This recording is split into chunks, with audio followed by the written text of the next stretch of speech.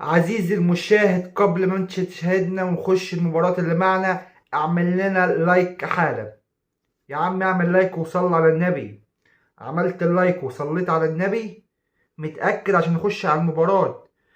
تعالى، النهاردة معنا مباراة قوية جدا جدا. مباراة المغرب امام فرنسا في نصف نهائي كأس العالم للشباب. المباراة حاليا يا جدعان هتبدأ الساعة 11 مساء بتوقيت السعودية. مباراة من قلبك يحبها، مباراة تقيلة جدا جدا. انصعدنا المنتخب المغرب مباشرة على طول للنهائي، ونستنى يا ترى هنقابل الأرجنتين ويبقى مباراة قوية بين المغرب والأرجنتين في نهائي كأس العالم، والأول مرة في تاريخ العرب ممكن.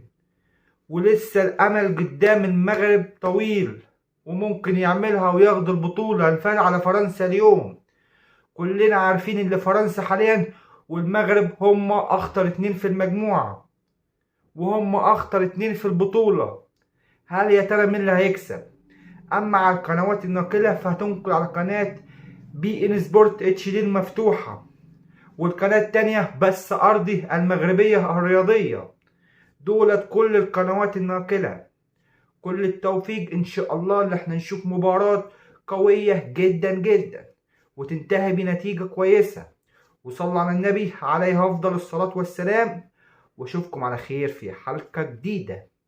وبس كده، اعمل لايك، اشترك في القناة، وليتس جو. ان شاء الله نشوفكم في الاقدم، ونشوفكم بعد المباراة على طول مباشرة. وبس كده، صلوا على النبي.